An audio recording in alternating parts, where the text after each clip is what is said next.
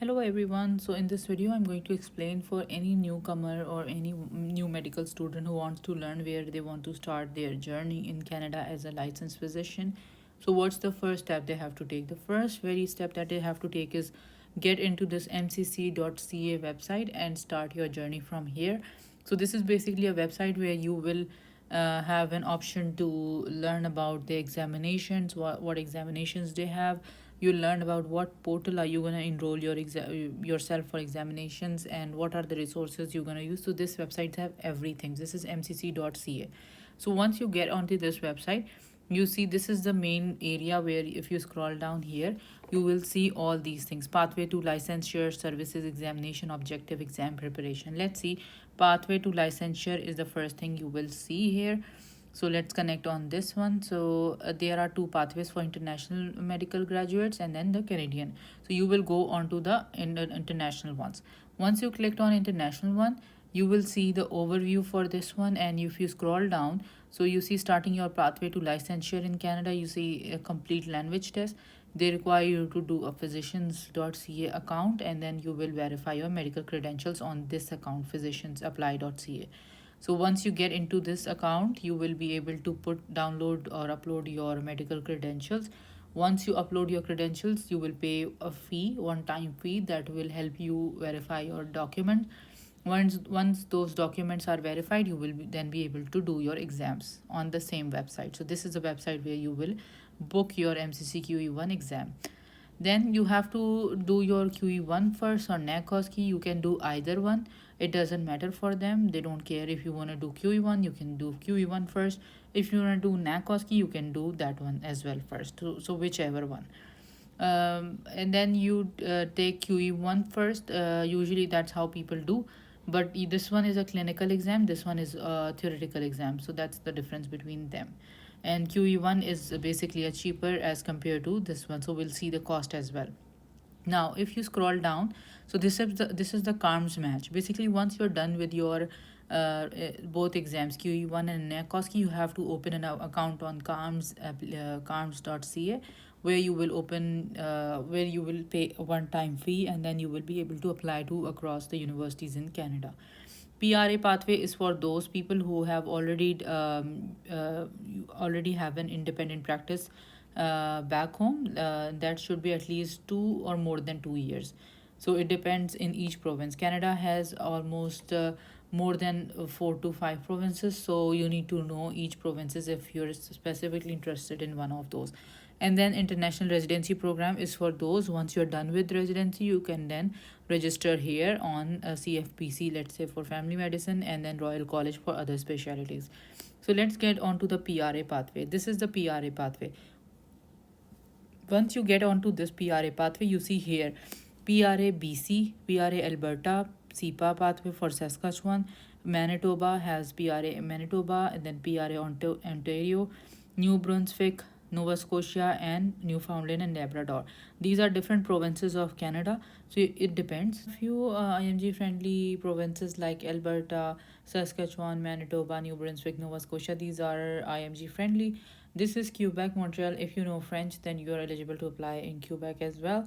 But most immigrants do not know French, so it's up to you if you can learn here. That would be an additional option for you to apply. Moving forward, so this is what an overview of PRA pathway is. For PRA pathway, you can specifically, let's say if I want to go to British Columbia, so I can check their website, and they have specific things on their own website. Every province have their own website. This is for Alberta. Now this is for Ontario. So it depends whichever province you are in, you can check. But for them, you need to check information for applicants. Once you get into information for applicants, you can check the eligibility. They need language proficiency. That means you can do IELTS, OET, or CELPIP, whichever English exam. Currency of practice, scope of practice, credentials, and MCC QE1. You need to do QE1 for this PRA pathway. So and then NAC OSCE. So it depends. Not all the provinces require all exams. So it depends. You need to get into this area of MCC website, and you can find out whichever program suits your criteria. So we have done international residency programs and the practice ready assessment. Now coming to the CARMS match. Now this is the timing CARMS match. So students graduating in spring 2026. So they have their timelines on the website beforehand. Let's say QE1 this year we have QE1 in April 2025 session. Then we have an August session and then we have an October session for QE1. So usually they have 4 sessions of QE1 each year, and NAC OSCE usually has 2 sessions. One is in May and one is in September because it's a big exam. By big exam, I mean to say they usually conduct the exam on weekend, Saturday or Sunday, and they arrange the exam across different cities and provinces of Canada. So you have to beforehand plan this exam accordingly, right? And after this, they do have the timeline for 2026 as well. So if you're planning to do it next year, you can also have a look on what months are they doing the exams in. So that's for that. If we go back, and then once again, I'll show you the CARMS as well. So this is the CARMS website that I'll show you later on in the journey once we are done with this pathway as well. So yeah. So once we go back, this was the PRA we discussed. We have discussed the CARMS match as well. So going back to the exams now, this is the NAC OSCE. Let's learn about NAC OSCE as well here. So what is NAC OSCE? How is the exam delivered? What does the exam test you on? History, diagnosis, management. So you can read about this on this part of the website. This is QE1. So let's go to the QE1 as well. So they have overview. They have how is it delivered. What does MCC QE1 test you on? So let me just quickly go over this table as well. Let's say exam is for 100%. Let's say the total percentage of the exam is 100%. So what are they testing you on? Let's see on the horizontal axis. They have 35 plus minus 5 and 30 plus minus 5 on the horizontal axis. On the vertical axis, the maximum is 45 plus minus 5 and 35 plus minus 5. So 45 is the assessment and diagnosis. And what is the maximum? The next maximum one is the management. So they want you to know the diagnosis and the management of what? Of, let now see on the horizontal axis, they have 35 plus minus 5 and 30. So acute and chronic conditions. So acute condition diagnosis. So you need to be really good on the acute condition diagnosis. If you see here 35 and now you see here 45. So that means acute condition diagnosis. A patient is coming in with MI, pulmonary embolism, let's say hemorrhage, ischemia. So these are the acute conditions. So you need to be really, really good on making diagnosis for these conditions. For management also, they have good chunk of on the exam that they put you on. So for management for acute and chronic conditions along with their diagnosis and management. So this part of the area is the most important one that you would see most percentage on the exam. This is the percentage of the, like, the amount of questions you will see on the exam. I know they test you a lot on ethics, but this is the most ranked, I would say, part on the exam, because if you make a mistake here, that's a big mistake then. Okay, so that's how you need to know this chart as well. And then some chunk of the communication and professional behavior and psychosocial aspect. And the next one is a health promotion illness. So after acute and chronic condition, health promotion illness is the maximum one. Okay, for acute conditions or chronic conditions. That's just an overview of what is important and what not. Okay, going back, verifying your credentials. So which credentials are you going to verify? It's going to be your degree, your, so this is for the people who are actually applying for USMLE as well. That's ECFMG pathway additionally attached. Like if you're verifying your documents, let's say on physician's account, then that will make your ECFMG verification a shorter way to verify them as well. So that's basically a shortcut to verify your ECFMG. Physicians Apply is basically a portal where you will make an account. If you click on physiciansapply.ca, you will create an account and then you will pay a setup fee. Once you pay a setup fee, that is around, how much is that? Source verification, Physicians Apply is $328. So one time fee. The first thing that you will do is you will apply open the Physicians Apply account. You will register on that account and you will pay this non-refundable one-time fee. After paying this one-time fee, then you will upload your documents. What documents are the most essential one to be uploaded on the first time? Number one is your photocopy of your passport, which has to be notarized by the the services who are notarizing the documents in your in your country. If you're already in Canada, that can be done by a lawyer or some police, or all those government set up people. So you can get it notarized, and you once you notarize your document, then you can upload it on the physicians apply account. That will be your degree and your passport, two basically papers on the physicians account. So you will have to pay $228 for each of them, for passport and for your degree. Once you pay 220, this is basically around $1,000 for all of them. Once you do it, then you don't have to really care about things like file transfer or anything for initially. But later on, once you're ready, you can then pay for your exam. For QE1 is $1,470, and basically this is a full fee is non-refundable. So you can reschedule your appointment, you can adjust your exam date, but I believe this is non-refundable fee. So eligible window extension, basically what happened is, let's say you book your exam, you pay for MCCQE1 on physicians apply account in January 2025, and you plan to take the exam, let's say in September or August. Okay, so they give you 1 year of window to take the exam. So you will if you pay in this month of the year, let's say in January 2025, you will have a window for 1 year, that is January 2076. So by 2026 you have to take the exam. Let's say you're not prepared by January 2026 and you plan to extend your window, so that's where you have to pay $117 to extend the window, and they will give you additional few months to take your exam, or maybe 1 more year to get your exams done. Okay, appeal fee is basically a fee once you have done your exam, and probably now you want to recheck it or something like that, so that's the appeal fee. NAC OSCE is a very expensive exam, and this fee is a non-refundable one. Once you're done, I would suggest once you're done with QE1, make sure you plan NAC OSCE right away, because you have a fresh knowledge from your QE1 exam. So that's how you apply this knowledge here. You just have to be proficient on your communication skills for NAC OSCE and the examination skills, let's say abdominal examination, cardiopulmonary examinations, all those examinations, and the counseling skills as well. So if you think you're good on your communication skills, you really don't need to spend a lot of time, and you can just do this exam as soon as possible. Pre-scheduling request fee is 128. Appeal fee is $1,175. And then LMCC is when you're done. Once you're done with QE1 exam, then you can pay $260, and you can get an LMCC certificate. Basically, LMCC certificate is a verification, or let's say it's a certificate that you are now recognized as a physician in Canada, but you are not licensed to practice with this license. It's just a license to acknowledge that you are in the medical directory of Canada as a internationally trained physician. Okay, so that's that. LMCC is not usually something that is a must to have, but it's something that some programs may ask you for. Let's say if you're applying to licensed clinical assistant position in Manitoba or Saskatchewan, they might ask you for LMCC.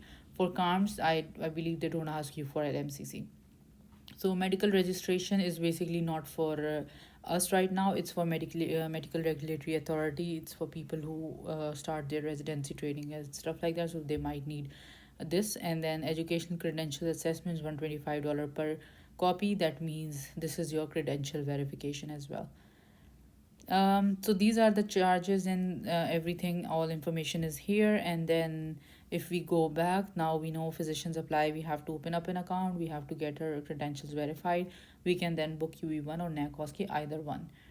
Now, language tests, you can take any language test. You can take OET, IELTS, or CELPIP. But I would suggest, if you are applying for US assemblies as well, you are planning to do residency in US states as well, so it's good if you do OET exam, because that is accepted there. OET is the expensive one. It's easier. It's specific to occupation of medicine, but it's a little expensive one, but it's easier to do. IELTS is also one of those expensive exam, but it's cheaper than OET. CELPIP is the most cheapest one, but it's specific to Canadian, Canada. It's not accepted in America. So moving on this page, you have seen that, international medical graduates, all the information that you require to see. Now getting on to the services. What do we find in services? In services, it's showing an error, so that's okay. We can move on. So objective is basically, this is the part that I often show you in my videos on the topics that we are reading, because these are basically an expert. They have all the knowledge that we need to know. In collaborator, they do have some objectives as well. So for people who are preparing for QE1 or NAC OSCE, make sure you go through all this, that what collaborative skills do they want you to have. So you can read this. And in fact, for communicator, they do have some objectives here as well. So this is more useful in your NAC exam. Okay, and then advocacy, where do you have to advocate for a patient. Leader and management, what do they expect you to know the fundamental principle of Canadian Health Act. So this is from these are the kind of questions they might ask you. So don't, make sure you're not missing out on this as well. Professional, they want you to know specific things, evaluate professional competence and stuff. Scholarly is not just the research, it's also the continuing medical professional courses. So yeah, so you can go ahead and read all these specifically. Okay. Using the objectives as a study guide, so they want you to use these objectives to help you. Moreover, these are few free resources they have on the websites that is actually useful for QE1 preparation. So where did I get this from? So if you go on the top, you see examination and assessment pathway. If you get onto this part, examination assessment, now in the resources to help with exam, you get into the free resources. Once you click the free resources, now you can see these are the free resources they have. Okay, so let's say this is Kaplan synopsis for psychiatry is a book. So if you click on it, nothing will happen. But if you click on CMPA, you see the website will open. Okay. And then EDI, equity, diversity, and inclusion. So this is for indigenous health that they want you to know. And then indigenous cultural safety. So this is where you can do. And in fact, one more interesting thing is, if you click on few of these websites, they'll help you get a certificate as well. Once you complete this training, they may give you certificates. So I had this opportunity to get few certificates from the website they have mentioned here. So you guys can also get some certificates if you complete these required information. Now, one more thing, if you get onto this area of the MCC website, so you can also click MCC QE1. You can put a filter here and apply filter. Let's say if you specifically want to learn about some topic. So this is, let's say, the list of topics. Let's say you want to know more about mental health. So you get into this and you click on mental health. So this is the place. You can have resources. You can learn about substance use, well-being, mental health, everything. Okay, let's say child and youth. So this is the area where you want to know trauma, anxiety, ADHD, all those things. So multiple resources available. How I would recommend you to incorporate in your studies is, let's say if you're doing psychiatry, so you can click mental health and learn more about from here on this website. Let's say if you're doing ethics, so you can do more in on the indigenous information. So these are the links. Okay, so it's not doable to do all the links provided here, but make sure you do most of it just to have a better understanding of what they want you to know. Okay, so these are the free resources on this area of the website. They do have a list of normal lab values as well, let's say here, but you don't need to remember them, because I am pretty sure they have the normal values given on the exam, so that's not something that you need to know. Now going on to the examination and service fee, we have already covered this part. How much is the physician's apply, how much is the exam, and all those things. Practice ready assessment is for people who have already been in practice. For applicants, you will go on to that part and you will find more information. NAC OSCE, you can see they have everything: eligibility, scheduling, exam day results. They have information about QE1. They have exam inquiries. Let's say you want exam test accommodations and stuff. TDM exam is for people with PRA pathway. Exam objective we have already covered. Resources, the most important one for you is the free resources. And if you want to purchase the prep material for QE1, so this is a place you can purchase it from. But I would recommend to hold on until you really want to take the last, once you're already done with your preparation. Let's say you've been preparing for 6 months and now this is the last few months. So you can maybe take a month or 2 months before the examination. It's not something that you should take early on in your preparation, no. Okay. So these are the different preparatory examinations available. Usually it's 230 MCQs per exam. So that means that's the full test available. So it would have the correct answer, rational and references, time, exam mode, self-paced, and 6 months access period. This is also 6 months access, but the number of MCQs is 115. That is half of what you are getting here. And then, so this is about everything about this website. Other than this, I believe there's nothing else to be really aware of on this website. The most important part for you guys is knowing about physician's apply account, number one. Number two is medical credentials information, and then booking your QE1 and NAC OSCE, and reading about the objectives and knowing the free resources that are available on the website. So I think this is about on this website for now. If you guys have any questions related to MCC or QE1, let me know. Just comment down below. I'll help you guys with that. We'll try to look into the physician's apply account as well, but this is the most basic website that everyone should be aware of who needs to start their medical licensing pathway in Canada. So this is the basic website you need to be aware of. I hope you like this video. Comment down below if you guys have any questions. Make sure to subscribe the channel. Thank you.